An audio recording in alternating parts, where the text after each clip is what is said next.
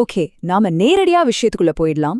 ஒரு சின்ன கிராமத்துல நடந்த சாதாரண பரிவர்த்தனைகள்ல ஆரம்பிச்சு இன்னைக்கு ஒரு நாட்டோட ஒட்டுமொத்த பொருளாதாரத்தையே இயக்குற ஒரு மாபெரும் சக்தியா இந்திய வங்கித்துறை எப்படி உருவானது, இத பத்தி தான் நாம இன்னைக்கு இந்த விளக்கப்பதிவுல ரொம்ப டீட்டெயிலா பார்க்க போறோம். இது நிஜமாவே ஒரு செம்ம இன்ட்ரெஸ்டிங்கான பயணம். ஆனா இந்த பயணத்தை தொடங்குறதுக்கு முன்னாடி உங்ககிட்ட நான் ஒரு கேள்வி கேக்குறேன். வெறும் காத்துல இருந்தே, அதாவது இல்லவே இல்லாத ஒரு இடத்துல இருந்து பணம் எப்படி திடீர்னு உருவாகுதுன்னு நீங்க எப்பதாவது யோசிச்சிருக்கீங்களா? கடன் உருவாக்கம், அதாவது கிரெடிட் கிரியேஷன் எப்படி வேலை செய்யுதுன்னு புரிஞ்சுக்க இந்த கேள்வி ரொம்பவே அவசியம். இதுக்கான பதில ஒரு சுவாரஸ்யமான வரலாற்று சம்பவத்திலிருந்து நாம தெரிஞ்சுக்கலாம் வாங்க. நாம இந்த பெரிய தலைப்ப 5 தெளிவான பகுதிகளா பிரிச்சு பார்க்க போறோம். 1. வங்கியல் துறையோட பிறப்பு. 2. வங்கிகள் எப்படி பணத்தை உருவாக்குது. 3. இந்திய வங்கிகளோட வரலாறு. 4. இந்திய ரிசர்வ் வங்கி. அப்புறம் 5. கடன் கட்டுப்பாட்டுக்கான அதிகாரம். சரி, முதல் பகுதிக்குள்ள போகலாம். வங்கியல் துறையோட பிறப்பு. ரொம்ப வருஷத்துக்கு முன்னாடி லாலா அப்படின்னு ஒரு கிராமத்து பொற்கொள்ள இருந்தார். கிராம மக்கள் எல்லாரும் அவங்களோட தங்கத்தை ரொம்ப பாதுகாப்பா வைக்கணும்னு சொல்லி லாலா கிட்ட கொண்டு வந்து கொடுத்தாங்க. அவர் அதுக்கு பதிலா என்ன செஞ்சார்னா காகித ரசீதுகளை எழுதி கொடுத்தார். நாளாக மக்கள் ஏதோ ஒரு பொருளை வாங்குறதுக்கு தங்கத்தை மாத்துறதுக்கு பதிலா லாலா கொடுத்த அந்த காகித ரசீதுகளையே பணமா பயன்படுத்த ஆரம்பிச்சுட்டாங்க.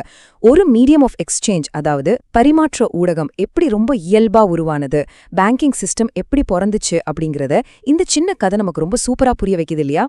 இது எப்படி ஸ்டெப் பை ஸ்டெப்பா நடக்குதுன்னு கவனிங்க. முதல்ல மக்கள் தங்கத்தை லாலா கிட்ட டெபாசிட் பண்றாங்க. லாலா ரசீதுகளை தர்றாரு. மக்கள் அந்த ரசீதுகளை வச்சு பொருட்களை வாங்குறாங்க. இப்போ லாலா கிட்ட ஏகப்பட்ட தங்கம் சும்மா கிடக்குது.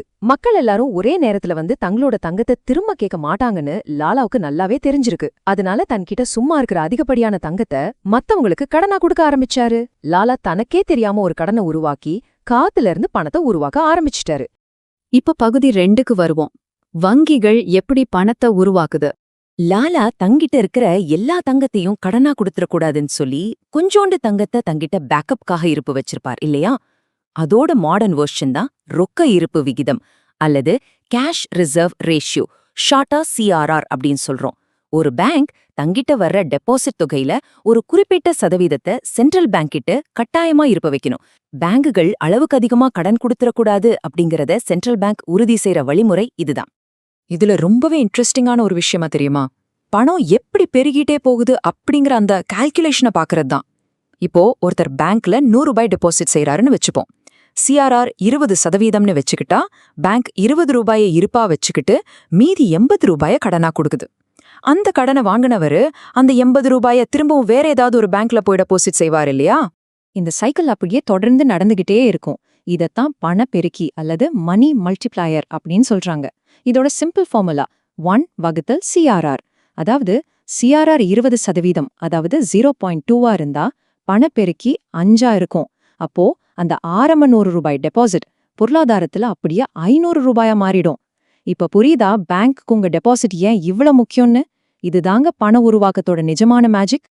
சரி, இப்போ பகுதி 3க்கு போலாம். இந்திய வங்கிகளோட வரலாறு. நாம கொஞ்சம் ஹிஸ்டரிய பாப்போம். 1770ல இந்தியாவில முதல் வங்கியான பேங்க் ஆஃப் ஹிந்துஸ்தான் உருவானது.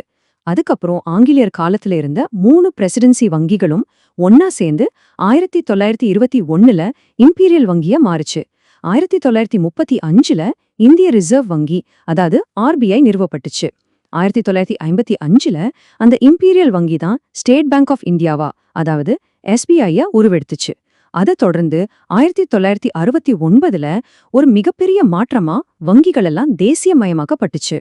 அந்த 1969ல 14 தனியார் வங்கிகளையும் அப்புறம் 1980ல மேற்கொண்ட ஒரு 6 வங்கிகளையும் அரசாங்கம் ஏன் தன் கட்டுப்பாட்டுல கொண்டு வந்துச்சு? அதுக்கான காரணங்கள் என்னவா இருக்கும்? சமூக நலனை அடையணும், கிராமப்புற மற்றும் விவசாயத்துறைக்கு போதுமான நிதி கொடுக்கணும், தனியார் ஏகபோக உரிமையை கட்டுப்படுத்தணும், அப்புறம் முக்கியமா பிராந்திய ஏற்றத்தாழ்வுகளை குறைக்கணும். இதுதாங்க அந்த தேசியமயமாக்கலோட முக்கிய நோக்கங்களா இருந்துச்சு. வங்கிகள் லாபத்தை மட்டுமே பார்க்காம மக்களுக்கான சமூக நோக்கங்களுக்காகவும் செயல்பட தொடங்கின ரொம்ப முக்கியமான தருணம் இது. இப்போ பகுதி 4க்கு வந்துட்டோம். இந்திய ரிசர்வ் வங்கி. பேங்குகளுக்கெல்லாம் எப்படி ஒரு பெரிய பாஸ் இருக்காங்கன்னு பாப்போம். இதுல ரொம்ப முக்கியமான விஷயம் என்னன்னா 1935ல உருவாக்கப்பட்ட ஆர்பிஐக்கு இருக்கிற பிரம்மாண்டமான அதிகாரங்கள் தான். இதுதான் நாணயத்தை வெளியிடுற ஒரு அதிகாரப்பூர்வ அமைப்பு. அது மட்டும் இல்லாம அரசாங்கத்தோட பேங்காவும் எல்லா பேங்குகளுக்கும் ஒரு பேங்காவும் செயல்படுது. மேலும் இது வெளிநாட்டு செலாவணியோட பாதுகாவலனாகவும் ஒட்டுமொத்த பொருளாதாரத்தையே கண்ட்ரோல் பண்ற ஒரு ரெகுலேட்டராகவும் முழு அதிகாரத்தை கையில வச்சிருக்கு. ஆர்பிஐயோட மிக முக்கியமான இன்னொரு பவர் என்ன தெரியுமா? லெண்டர் ஆஃப் லாஸ்ட் ரிசார்ட், அதாவது இறுதி புகலிடமான கடனளிப்பவர். இது ரொம்பவே முக்கியமான ஒரு விஷயம். ஒரு பெரிய நெருக்கடி வருது, கமர்ஷியல் பேங்குகளுக்கு வேற எங்கேயுமே பணம் கிடைக்கல அப்படிங்கிற சூழ்நிலையில ஆர்பிஐ தான் அவங்களுக்கு பணம் கொடுத்து காப்பாற்றும். மக்கள் எல்லாரும் ஒரே நேரத்துல பேங்க்ல போய் அவங்க பணத்தை திரும்ப கேட்டா இந்த மாடர்ன் காலத்து லாலாக்கள் திவாலாகாம தடுக்கிற மாபெரும் பாதுகாப்பு வலை வேற யாரும் இல்ல, நம்ம ஆர்பிஐ தான். ஃபைனலா பகுதி 5க்கு வந்துட்டோம். கடன் கட்டுப்பாட்டுக்கான அதிகாரம். ஆர்பிஐ பணப்புழக்கத்தை கட்டுப்படுத்த 2 வகையான டூல்ஸை பயன்படுத்துது. ஒன்னு குவான்டிடேட்டிவ் டூல்ஸ், இன்னொன்னு குவாலிட்டேட்டிவ் டூல்ஸ். பொருளாதாரத்துல இருக்கிற ஒட்டுமொத்த பணத்தோட அளவை அப்படியே நேரடியா மாத்துறது குவான்டிடேட்டிவ் டூல்ஸ். ஆனா அந்த பணம் எந்தெந்த துறைக்கு போகணும் அப்படின்னு சரியா வழிகாட்டுறதும் தேவைக்கு ஏத்த மாதிரி பிரிச்சு கொடுக்கறதும் குவாலிட்டேட்டிவ் டூல்ஸோட வேலை. இது எப்படி வேலை செய்யுதுன்னு புரிஞ்சுக்க ரெப்போ ரேட் அப்புறம் ரிவர்ஸ் ரெப்போ ரேட், இந்த 2 விகிதங்களை நம்ம தெரிஞ்சுக்கணும். ஆர்பிஐ மத்த பேங்குகளுக்கு கடனளிக்கும் விகிதம் ரெப்போ ரேட்.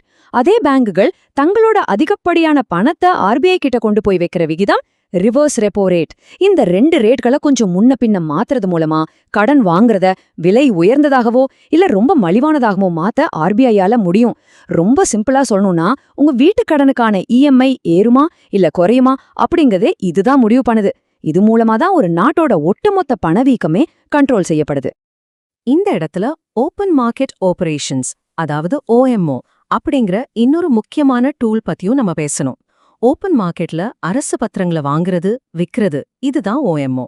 இப்போ ஆர்பிஐ ஒரு அரசு பத்திரத்தை சந்தையில ஒரு செக் கொடுத்து வாங்குதுன்னு வச்சுக்கலாம். அப்படி வாங்கும்போது பொருளாதாரத்துக்கூட புத்தம் புது பணம் நேரடியா பம்ப் பண்ணப்படுது. இது அந்த மணி சப்ளைய உடனடியாக அதிகரிக்குது. சரி, கொஞ்சம் தற்காலத்துக்கு வருவோம்.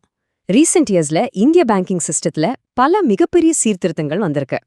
வாரக்கடன்களை தீர்க்கிற போகும் திவால் சட்டம், அதாவது ஐபிசி, பொதுத்துறை பேங்குகளுக்கு 2.11 லட்சம் கோடி ரூபாய் மூலதனத்தை ரீகேபிட்டலைஸ் பண்ணது, அப்புறம் கடன்களை ரொம்ப வெளிப்படையா வழங்குறதுக்கான MCLR நடைமுறை, இதை எல்லாமே இந்திய வங்கித்துறையை இன்னும் பலப்படுத்துற முக்கியமான டெவலப்மெண்ட்ஸ்.